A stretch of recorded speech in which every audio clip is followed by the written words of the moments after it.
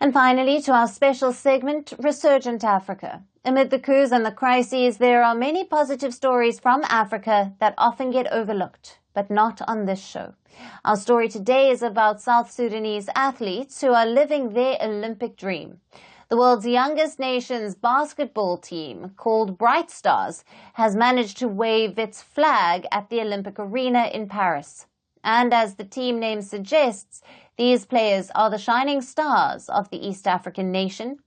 These athletes want to tell the world that their country has more to offer than just stories of violence and crisis. If they emerge victorious, they will script history by winning South Sudan's maiden Olympic medal. Our next report takes a look at their remarkable journey.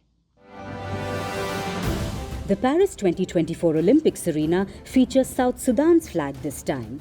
The East African nation's basketball team, Bright Stars, is living its Olympic dream.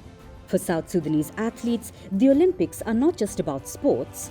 For them, it's an opportunity to show that the country has more to offer than just stories of unrest and violence.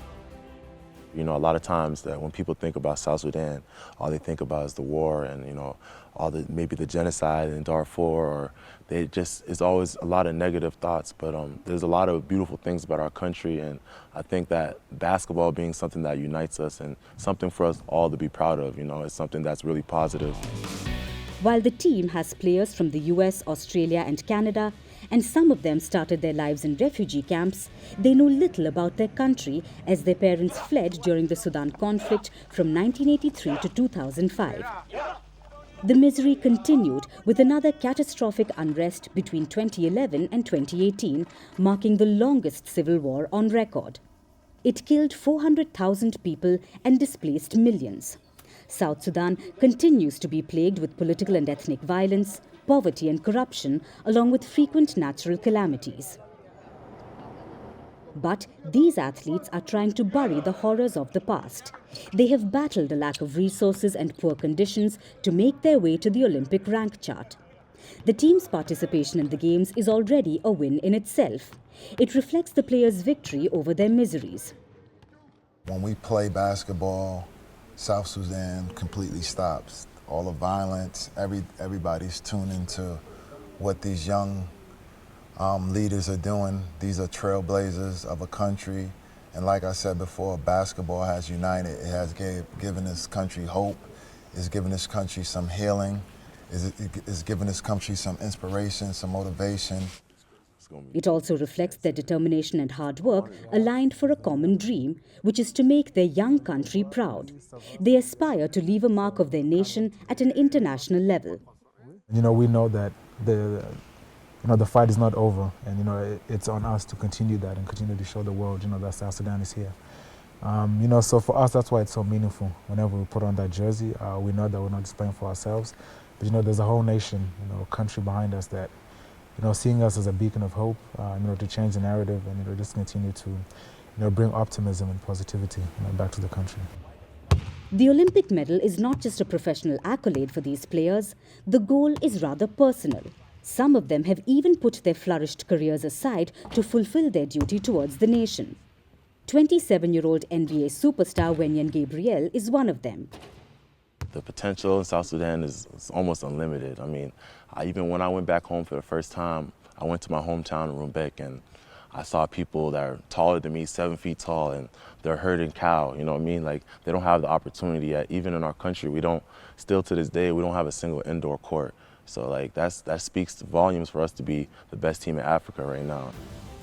And at the heart of the success of Bright Stars is Luol Deng, a refugee himself. The former Chicago Bulls player and two-time All-Star took over as head of South Sudan's Basketball Federation in 2019. Deng has built this team with his own money. He has managed to gather experienced players like Gabriel and Carlick Jones with a spark of young promising talent like 17-year-old Kaman Maluach. Lou and I go way back, and I remember seeing Lou walking to the gym at 14 years old. With one pair of shoes and just a dream. And he's seen more, he's done more for so many people.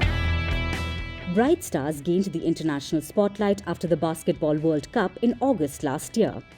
Their journey through the tournament, with 3 victories in 5 matches in the Philippines, opened the doors to the Paris Olympics.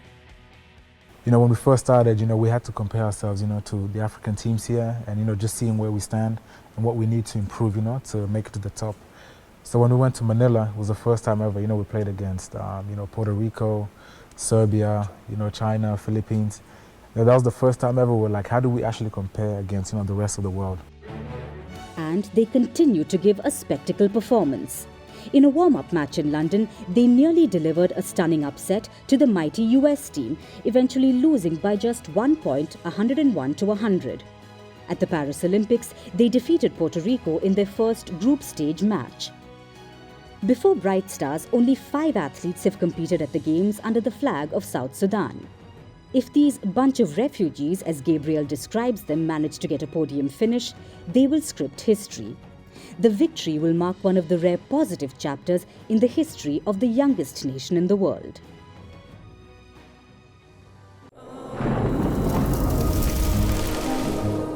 Climate change is on our doorstep.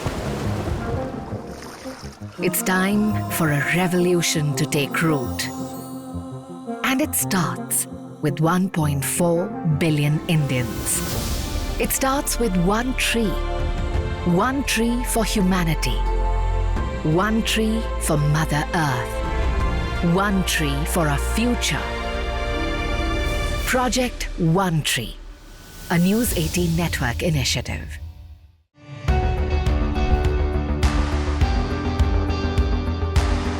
Across continents, one powerful news source. Bringing you diverse perspectives on the issues that matter.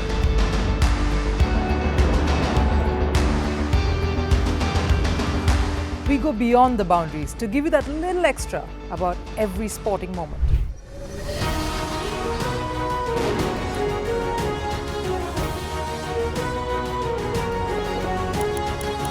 So thank you for making Firstpost 5 million strong. We're counting on your support, and you can trust us to bring you the news unfiltered and unvarnished.